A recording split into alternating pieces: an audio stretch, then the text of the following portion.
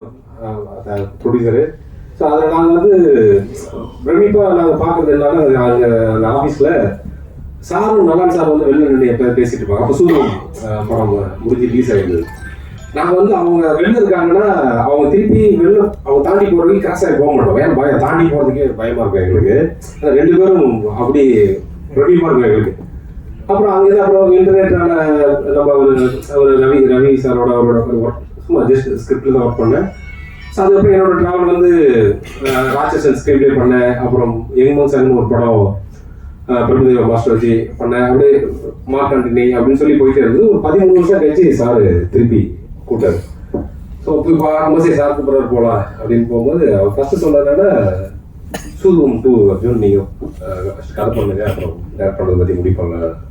சரி ஓகே, கதைக்கு ஒத்துக்கிட்டு நாங்கள் போயிட்டு அப்புறம் கதையை முடிச்சதுக்கப்புறம் வந்து நீங்கள் டேரக்ட் பண்ணுங்க ஹாப்பியாக வந்து என் ஃப்ரெண்ட்ஸுக்கெல்லாம் வந்து ஏன்னா சூதும் 2 வந்து சார் வந்து பண்ண சொல்லியிருக்காரு அப்படின்னு சொல்லி யார் முகத்துலேயும் சந்தோஷம் நல்லா பேரறிஞ்ச மாதிரி இருந்தாங்க. ஏன் என்னடா அப்படின்னா எந்த மாதிரி விஷயத்தை ஒத்துட்டு வந்திருக்க, சூதும் படத்தை பற்றி தெரியும் உனக்கு, அது சிவி சார் கம்பெனி இப்போ ப்ரொடக்ஷனை பற்றி உனக்கு தெரியுமா, அங்கே போன இன்னும் ஆகணும்னு உனக்கு தெரியுமா, இன்னும் தைரியம் வந்து. ஸோ எல்லாருமே வந்து இப்படி பேச பயம் அதிகமாகிடுச்சு. சரி அப்புறம் என்னன்னா அந்த டைமில் எனக்கு பெருசாக வேலையும் இல்லை, எதுவுமே இல்லாமல் இருந்தது. நம்ம ஒரு அதாவது அந்த படத்துலேயும் ஒரு டைலாக் வரும், அதாவது பிரச்சனையில் இருக்க அந்த வாய்ப்பில் இருக்க பிரச்சனையை பார்க்காங்க, அந்த பிரச்சனையில் இருக்க வாய்ப்பை பாரு அப்படின்னு சேர்ந்து இறங்கிட்டோம். ஸோ உண்மையாக இருந்ததுனால சிவி சாரோட ஸ்கூல் கொஞ்சம் ரொம்ப டஃப்பான ஸ்கூல் தான். அது எப்படி அதை உங்களுக்கு ஒரு விளக்கமாக சொல்லலாம். எப்படி சொல்றதுன்னா, ஒரு 2 விதமான பேரண்ட்ஸ் இருப்பாங்க. ஒரு பேரண்ட்ஸ் வந்து பார்த்தீங்கன்னா தன்னோட பையனுக்கு வந்து எந்த கஷ்டமே தெரியக்கூடாது, அவன் கேட்டதெல்லாம் கொடுத்துடணும், அவன் வந்து வாழ்க்கையில் கஷ்டப்படக்கூடாது அப்படின்னு நினைக்கிற ஒரு பேரண்ட்ஸ் இருப்பாங்க. அந்த பையன் எல்லா கேட்டாலும் கொடுத்து வளர்ப்பாங்க. இன்னொரு பேரண்ட்ஸ் வந்து என்னன்னா, நான் படுற கஷ்டப்பட என் பையனுக்கு தெரியும், அப்போதான் வந்து கரெக்டாக வருவாங்க, அப்போ எல்லா கஷ்டத்தையும் வந்து அந்த பையனுக்கு தெரியப்படுத்துவாங்க. இது செகண்ட் டைப் ஆஃப் பேரண்ட். எந்த ஒரு கஷ்டமா தான் ஃபர்ஸ்ட் வந்து திரும்பி பார்ப்போம். இந்த சுந்தர் சார் படத்துல வடிவேல் சாருக்கும் மாதன் சாருக்கும் இந்த பிரச்சனை வந்து ஒரு ஆட்டக்காரர் இருப்பாரு, எங்க அந்த ஆட்டக்காரர் அப்படின்னு. ஸோ எங்களுக்கு எந்த ப்ராப்ளம் எங்க அந்த டேரக்ஷன் முடியும், அதாவது எந்த ஒரு பிரச்சனை ஃபர்ஸ்ட் வந்து அர்ஜுன், ஏன்னா நான் உங்களை தான் வந்து நான் உங்களை நம்பி தான் நான் வாங்க, நீங்க தான் ஆன்சர் பண்ணணும். ஏன்னா இப்போ சினிமாவில் என்ன சொல்லணும்னா, ஒரு டேரக்டர் ஆகிட்டோம்னா ப்ரொடியூசர் வந்து அவங்க தங்க மாதிரி பார்த்துப்பாங்க, அவருக்கு எந்த பிரச்சனையும் தெரியக்கூடாது நினைப்பாங்க. அப்படிலாம் கிடையாது. நீங்க எதுவாக இருந்தாலும் என்ன பிரச்சனை வாங்கிட்டு அப்படின்னு நிற்க வச்சு, அதாவது அது இன்னும் நான் சொல்ல முடியாது.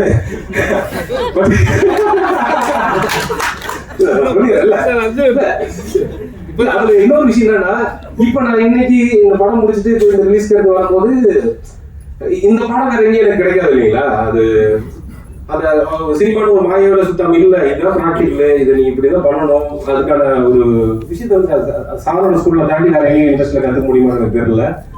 ஸோ ஏன்னா இங்க அவரோட ஸ்கூலுக்கு அவரோட லிஸ்ட் அவர் இத்தனை படங்கள் ரிலீஸ் பண்ணிருக்காங்க, இவரோட டெக்னீஷியன் வெளில வந்திருக்காங்க, அவங்களாம் வெளியில போய் ஒரு பெருசா ஜொலிக்கிறதுக்கு வந்து காரணமே இந்த ஸ்கூல். இப்ப நான் இப்பதான் வெளில போறேன், அடுத்தடுத்து வரும்போது கண்டிப்பா ரொம்ப பாசிட்டிவா தான் அவங்களுக்கு இருக்கும். நீங்க லைஃப்ல எந்த சிம்பிளா வடிவல் சார் சொல்லுவாங்கல்ல, நீங்க அடிச்சதுக்கு அப்புறம் இந்த உடம்புல எவ்வளவு அடிவாக திரும்ப வச்சிருச்சா அப்படின்னு, அந்த மாதிரி உங்களுக்கு வந்து உங்களுக்கு ஒரு தனியா ஒரு வில் பவர் வரணும், சினிமாவில் நீ எதை வேணாலும் ஃபேஸ் பண்ணலாம்டா அப்படிங்கிற ஒன்று வரணும்னா நீங்க கண்டிப்பா சீன் சார் கூட கொஞ்சமா டிராவல் ஆகுது வந்து அது வந்துடும். அப்புறம் சரி சார் நிறைய இப்ப நான் வந்து சூதுக்குள்ள வரேன்.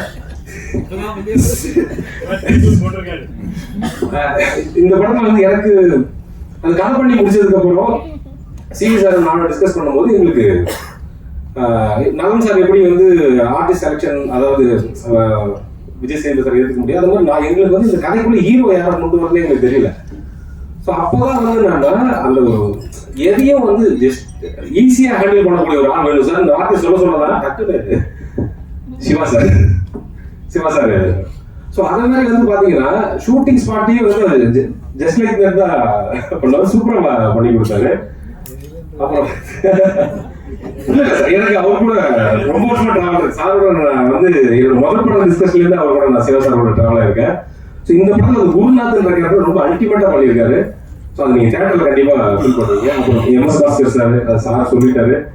அவரு சார் பாஸ்கர் சார் இருக்கும்போது எனக்கு என்ன பிரச்சனை இருக்காருன்னா, அவர் ஆப்போசிட்ல நடிக்கிறவங்க, சைட்ல நடிக்கிறவங்க, பின்னாடி ஜூனியர் ஆர்டிஸ்டா ஒரு டைலாக் பேசுறது கூட சாரை சொல்லி கொடுத்துருவாரு. நீ இதை சொன்னாதான் அடுத்து நான் டைலாக் பேச முடியும், நீ இந்த மாடுலேஷன்ல பேசினாதான் நான் இப்படி ரியாக்ட் பண்ண முடியும் அப்படின்ற அளவுக்கு இந்த சாரே சொல்லி கொடுத்துருவாரு. நம்ம ஜஸ்ட் ஆக்ஷன் கட் சொன்னாவே போதும்.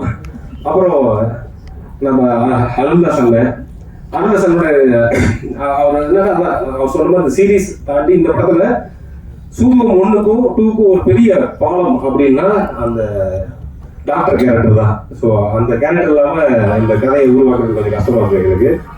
அப்புறம் கருணா சார் சொன்ன மாதிரி வந்து பாத்தீங்கன்னா இப்ப எம்எஸ் பாஸ்கர் சார் பத்தி வேணும் இல்லைங்களா, ஒரு 12 வருஷம் கழிச்சு வந்து தப்புன்னு வந்து அந்த ரோல் அப்படியே அந்த ஸ்பாட்லேயே பண்ணாரு.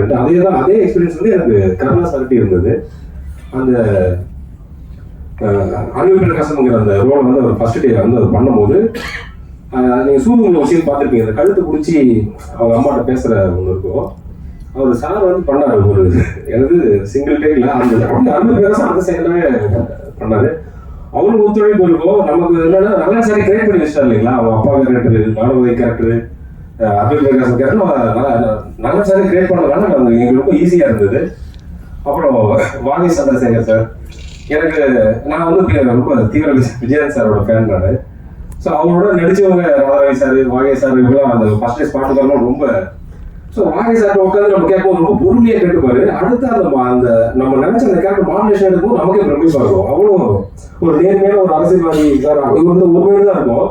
அதுக்கு வந்து அவர் வந்து அவ்வளோ டெப்த் கொடுத்து அந்த டயலாக் சூப்பராக பண்ணாரு. ரொம்ப நன்றி சார். அப்புறம் தங்கராஜ் சார், இப்போ நான் சிவி சார் பற்றி நிறைய சொல்லிட்டேன். தங்கராஜ் சார் பற்றி சொல்றதுக்கு என்னன்னா, எங்களுக்கு எல்லாம் வந்து வயிறு நிறைய சோறு போட்டு எங்களோட பசியை போக்கிற ஒரு அப்படி சார். அப்புறம் ஒரு டைரக்டருக்கு வந்து ஸ்பாட்ல என்ன வேணும் அப்படின்றத வந்து இப்ப வீட்டுல அப்பா ஒண்ணு தரலன்னா நம்ம லைட்டா அம்மாட்ட கேட்டு காசை பிடிக்க போவோம் இல்லைங்களா, அதெல்லாம் சிவி சார் எல்லாம் நேரமா பார்த்து அவங்கள்ட்ட பேசி சார் இது வேணும் சார், அது வேணும் சார், அப்படி வேணும் சார்ட்டு இப்படி. அப்புறம் அவங்க வந்து நீங்க ஏன் சார் கொடுத்தீங்க, அவங்க அப்படிதான் சார் கேட்பாங்க அப்படின்னு வந்து சண்டை போயிடுவாரு. அப்படி வந்து தங்கம் சார் வந்து இந்த படத்தை வந்து ஒரு நல்ல இடத்துக்கு கொண்டாந்து ஒரு நல்ல கிராண்டாவே கொடுத்துருக்காரு. இந்த படம் வந்து நீங்க தியேட்டர்ல பார்த்து ஒரு நல்ல ஒரு ஃபீல் கொடுத்தா அந்த குவாலிட்டி குறைய மாட்டேங்கிறதுக்கு அவருக்கு ரொம்ப பெருசா எனக்கு சப்போர்ட் பண்ணாரு.